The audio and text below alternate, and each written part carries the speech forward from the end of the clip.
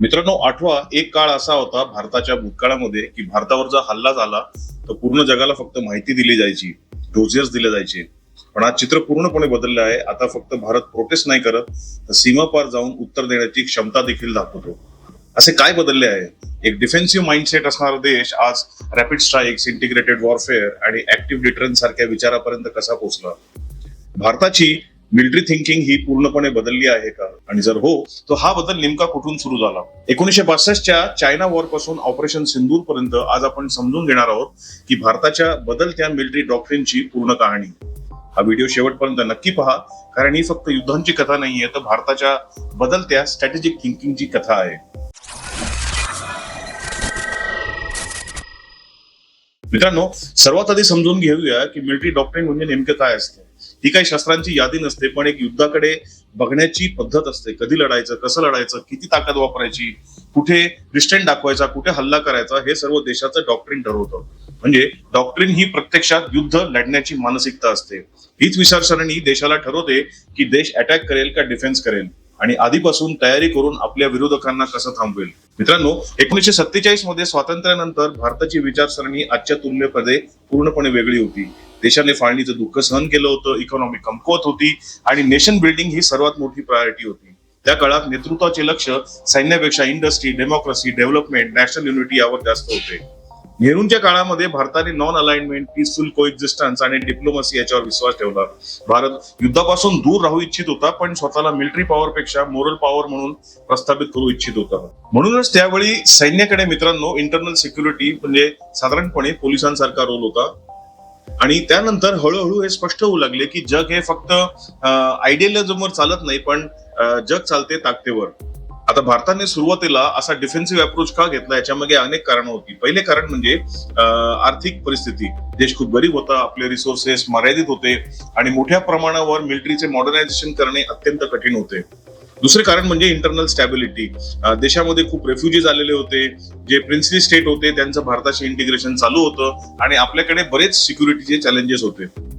आणि ऐतिहासिक दृष्ट्या भारत हा कधीही दुसऱ्या राष्ट्रावर अटॅक करणारा नव्हता. भारताचा फोकस नेहमी स्वतःची स्टॅबिलिटी आणि डेव्हलपमेंटवरच अधिक होता. आणि चौथं कारण म्हणजे कोल्ड वॉर. कोल्ड वॉर मध्ये मित्रांनो भारत कुठल्याही हिस्साचा भाग बनू इच्छित नव्हता, म्हणजे USSR किंवा USA, आणि स्वतःच असं स्वतंत्र व्यक्तिमत्व टिकून पाहू इच्छित होता. एकूणच भारत मोठ्या युद्धांपासून किंवा डायरेक्ट लढाईपासून दूर राहू इच्छित होता.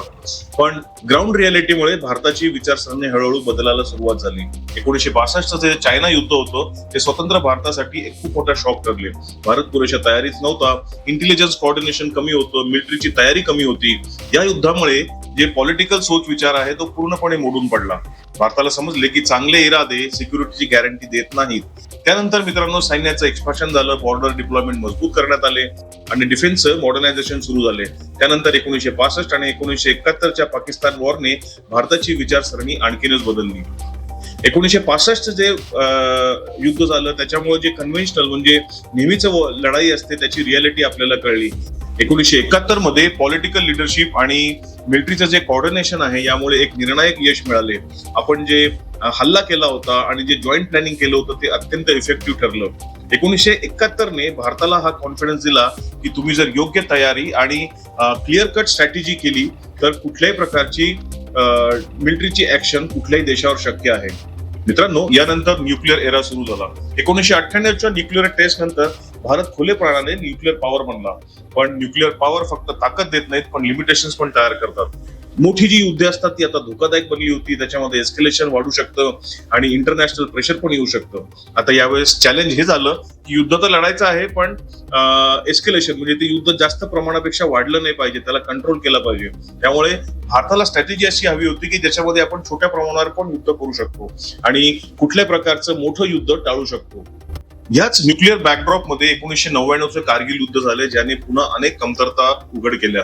सर्व्हिलन्स मधली कमतरता, इंटेलिजन्स कोऑर्डिनेशन मधली कमतरता आणि हाय अल्टिट्यूड लढाईची जी कॉम्प्लेक्सिटी आहे ती आपल्याला स्पष्टपणे दिसून आली.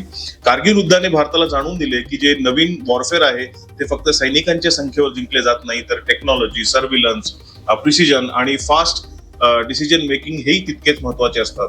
त्याबरोबर कारगिलने हे पण दाखवून दिलं की न्यूक्लिअर पॉवर सुद्धा लिमिटेड कन्फ्लिक्ट करू शकतात.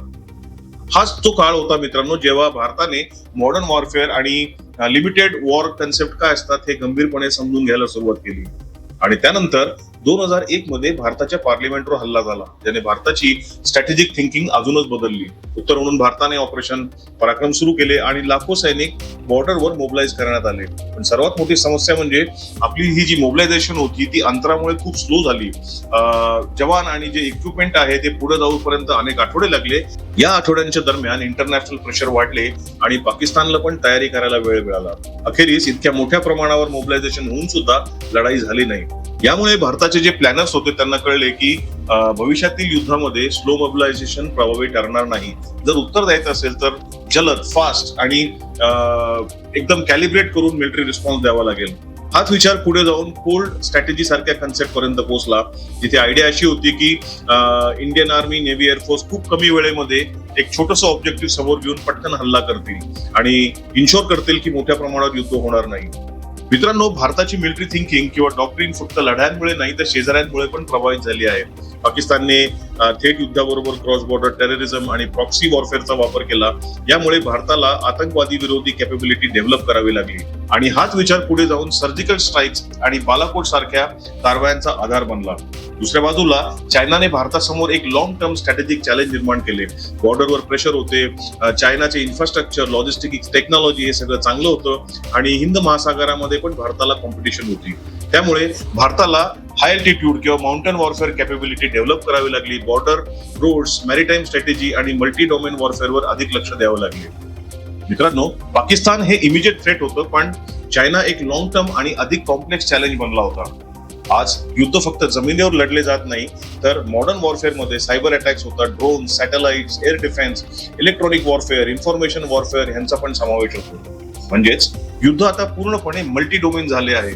पूर्वी आर्मी, नेव्ही, एअरफोर्स अनेकदा वेगवेगळ्या पद्धतीने ऑपरेशन करतात, पण आता Bharat joint operation, theatre commands, integrated surveillance यांच्याकडे वाटचाल करत आहे. सीडीएस नावाची एक नवीन अपॉइंटमेंट तयार करण्यात आली आहे, जो या बदलाचा एक भाग आहे.